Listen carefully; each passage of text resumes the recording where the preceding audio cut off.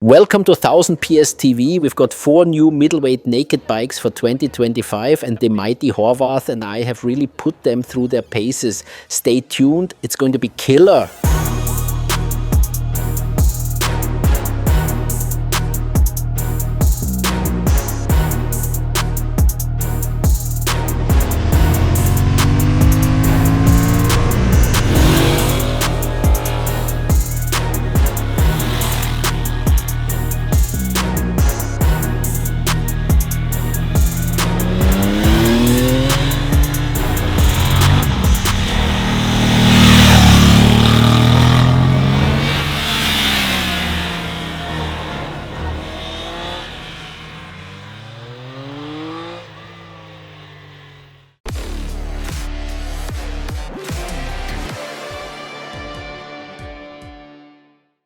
For 2025, the manufacturers have obviously put in quite a bit of work. In my opinion, that's completely logical because this is a really important class. The class, well, you could say between 70 and 92 horsepower. So basically a class that out on the road, if you can ride well, you can pretty much keep up anywhere. It's very hard to get left behind. And at the same time, everything is still very, very affordable compared to truly hardcore machines. Yet technically it's now actually at an unbelievably high level. Since we've got 4 mighty motorbikes here, I'm going to ask you straight out, when it comes to the engines, and these engines are very different, which one did you like the most? Exactly, just to make it clear for everyone, triple cylinder, twin cylinder, triple cylinder, twin cylinder. So yeah, triples and twins. Which one did I like the most?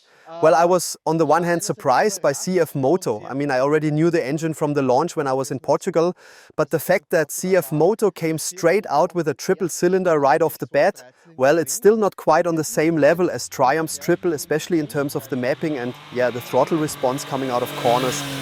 The engine just feels a bit strangled at every rev range, but still, I have to say, CF Moto have done something great with this engine.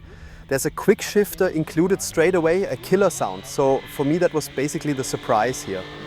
The one that appealed to me the most, though, was actually the Hornet engine, the parallel twin. Maybe also because it's the most powerful here with 92 horsepower, but it just works brilliantly in every situation. It revs out cleanly, I've got a nice throttle response in the low rev range, and I can ride well anywhere with this engine. I've got more than enough power and the sound also works nicely. Yeah, and you didn't say anything about the Yamaha? Yeah, that's the old familiar CP2 engine. Now here in our case, paired with the MT gearbox, that's our long-term tester, the MT-07. It still does everything solidly, everything well, but compared to the Hornet, I think it's lacking a bit in power. We've now got up there in the fairing what Yamaha calls the sound enhancer, basically a few holes in the fairing so you hear the intake noise more. The engine still works beautifully, CP2 absolutely proven, but the competition has simply caught up massively since 2014 when this engine was first introduced, especially now with the Hornet in the 2025 lineup. The engine still goes well, but I don't think it's the best in the class anymore. Yeah, for me a lot of that was actually pretty much the same. On the Yamaha, I felt right at home from the start. I sat on it and thought, mate, this engine really pulls from low down. It's traditional for it to deliver strong power from the bottom and the mid-range. You do notice, of course, that it's 20 horsepower down on the Hornet at the top end. You absolutely feel that. What I did find cool, though, was this Wire MT, if I'm pronouncing it right. I didn't ride it in the automatic setting, but with the shift lever. In the automatic mode, I wasn't totally happy with the shift points. They don't quite match my riding style. But with the lever, it actually worked brilliantly. Coming into corners, thanks to that beautifully smooth blipper, I had loads of capacity left for braking. We'll get into that later because the brakes on the MT-07 are outstanding. The only thing where I thought they could have done it a bit finer was that when I really yanked through the gears hard, I sometimes felt a slight jolt. If you clutch perfectly manually, you might avoid that. Still, I have to say, it fascinated me. It really did. But the Hornet engine, you can feel it, mate. It's just more potent. It's simply stronger, and I can actually say this for all the engines. That was the most powerful, most eager engine in this comparison. Let's just say the strongest engine in the test, because there was something about the Triumph that I found absolutely wonderful. In terms of sheer punch, I'd still put the Hornet ahead, but the way I could use that 660 triple was just fantastic. The only time I thought otherwise was coming out of a tight hairpin in first gear, where I found myself wondering, mate, where's the power? Because everywhere else it was there in spades. I thought, no, that's because the traction control is switched on and it's set really, really conservatively. And thankfully, you then switched it off for me. And with the traction control off, I could fire it out of the corners. Simply brilliant. I was genuinely impressed also because the quick shifter works incredibly well. I can even downshift coming into a corner. It blips automatically between throttle and slotting in. A little downside compared to the Hornet, we had it without a quick shifter, so I definitely get it with one. Small drawback.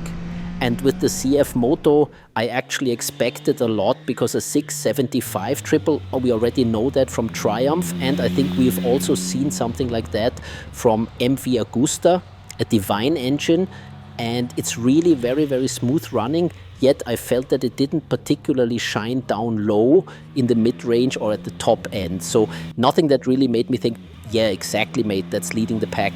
It's a bit unremarkable, yeah, but very refined. What did impress me there was the upshift quick shifter. That was great, but of course I also wanted to use a blipper and it just doesn't have one. I think you can even see it. It still doesn't have a proper ride-by-wire throttle grip, just cables, and I assume they still go into a potentiometer. So it will have ride-by-wire, but not a true electronic throttle grip. And that's why there's no blipper, which I think is a shame, because with one it could have been just that little bit better. Right, but I've gone on enough. I already mentioned the brakes and the suspension. How was it for you there? Was there anything where you thought, yeah, we're in the game? Where we disagree, Zonko, is on the Triumph's brakes. I remembered them being good from the models I'd ridden before, but on our example today, even though it's a decent setup, I clearly missed that initial bite point when braking. It just came in kind of soft and I didn't like that. Otherwise, the braking performance was fine. But the clear top performer in this comparison, to keep it short, is the Yamaha MT-07. The first time I braked on it today, I thought, this is a class above its own. The MT-07's brakes impressed me the most today because we've got a sharp initial bite, and then the modulation afterwards just works beautifully on the MT-07. And then the CF Moto and the Hornet sit somewhere in between for me. You put it perfectly. It was the same for me with the Yamaha. I thought compared to the others, that's a proper brake. Really brilliant, that first bite, just like you said. And with the others, the braking is fairly unremarkable. I wouldn't go so far as to say they're bad brakes. I couldn't put it that way, but there's nothing outstanding about them either. On the other hand, they are fairly forgiving. The Triumph supposedly has, or at least that's what I read in the specs. I didn't really feel it myself. Some sort of cornering ABS built in. But as I said, that first bite, I didn't notice anything special there. With all three, I was happy with the braking, but on the MT-07, it was world class, really superb. What I was curious about for me in the fast corners, that was a different story. I had the best feeling on the Triumph. It was incredible. It just felt right in my hands. Absolutely world class. I could flick it over, power out at corner entry, do whatever I wanted. It never felt even slightly unstable. And with the Hornet, I had the feeling, you know, it's the only one with a 160 rear tire, so it already has slightly lighter handling. In the old generation, though, the front end felt a bit vague to me. Now I found it still didn't have the same stability as the Triumph, but it was still relatively stable.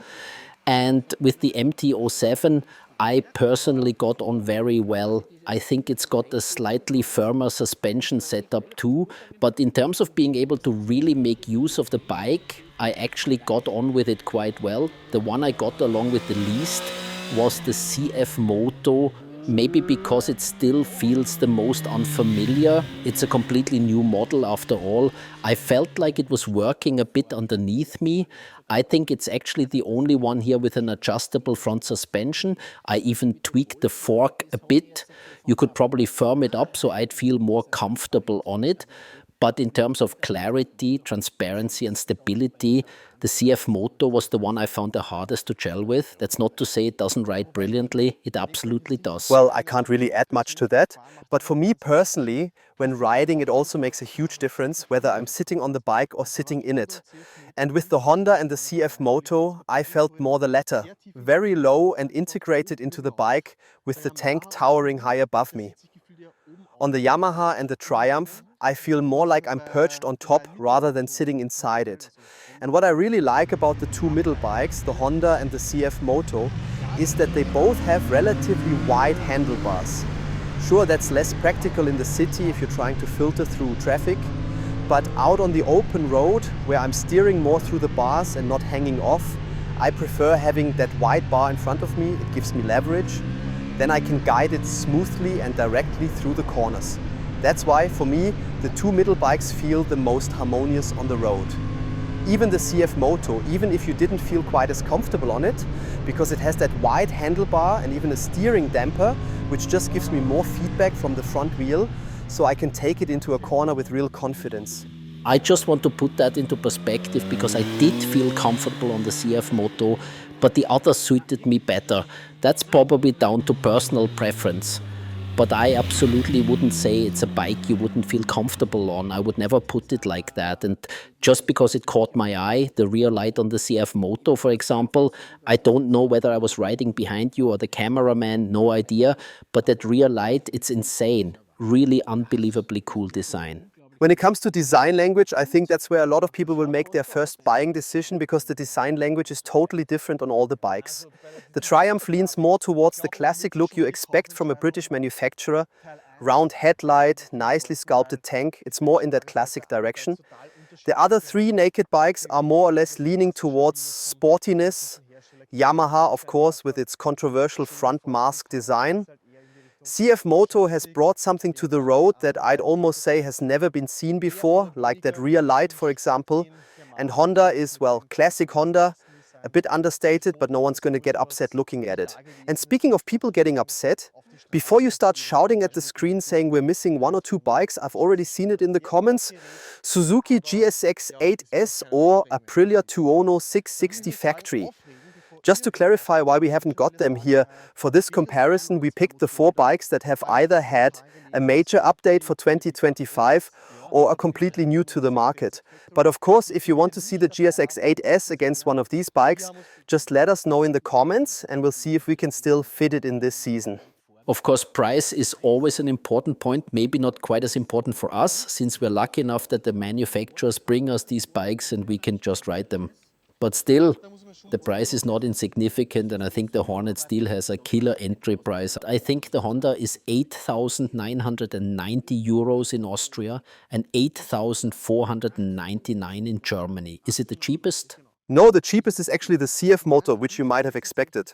The Chinese bike comes to market in Austria at around 8,000 euros and in Germany just 7,000 euros. Well, that's definitely a fight price. You have to say it, a triple cylinder, a smooth running triple with relatively nice components. The Triumph is 9,295 euros in Austria and 8,295 in Germany. So we pay 1,000 euros more in Austria. The Yamaha, I've taken the standard model here because I think that's what most people will go for. Costs 8,799 euros in Austria and 8,524 in Germany. So they're all actually in the same ballpark. There's not that much difference. Now let's quickly talk about our outfits. We're kitted out like proper TV presenters today. Because I proudly showed off my leg bag earlier, I absolutely love it. I always get teased about it by the lads, but leg bags are the best. And this one's already pretty stuffed full. It's insane, the amount of junk he's got in there. Thankfully, you can't see what's inside. Honestly, I've seen them before plenty of times, but never used one myself. Still, I think it's actually an extremely practical bit of kit, isn't it? Absolutely. I've got to admit, we were kitted out by Louis for the shoot, and I just took my usual jean size. I'm glad they've got some stretch in them because they fit really well. No armor shifting around. I couldn't have fit everything into just the trouser pockets. We've got a Vanucci fast weight jacket. You've taken yours off. I don't even want to take mine off. And we had the mighty MTR helmet. It's like with proper TV news anchors, they get fully kitted out. I mentioned it briefly in my Hornet video, and for me, this MTR helmet fit perfectly. And with the jeans, and of course I went straight for size 36 because I didn't want to squeeze myself in. I was still glad for the stretch, and I've got to say 99 euros, that's fantastic. A carbon full face helmet for 199 euros and here for 99. Enough with the advertising, I'd say let's wrap up the video with a final verdict. Which bike did you like the most today? Which one really got under your skin? For me, there were two things that really impressed me. One was the new Hornet, simply because it had the most powerful engine. That said, and this is Euro 5 Plus now, I didn't notice any difference compared to before. Still, I found that in this comparison, it was right up there at the top. I was also pleased to find that I could feel the front end a bit better. But what actually blew me away the most was the little 660 Trident.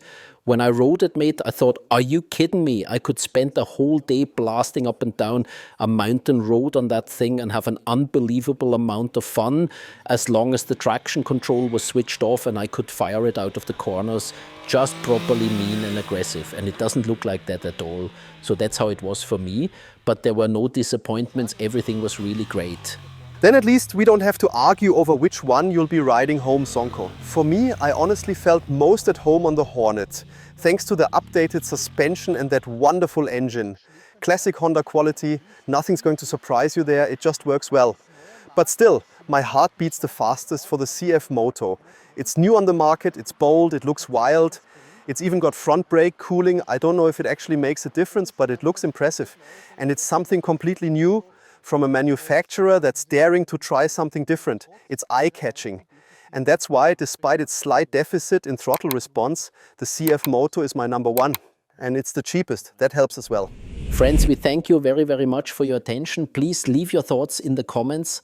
Subscribe to the channel if you haven't already, and stay tuned. And Horvath, thank you. It's always a pleasure with you. World-class video. Bye. See you next time.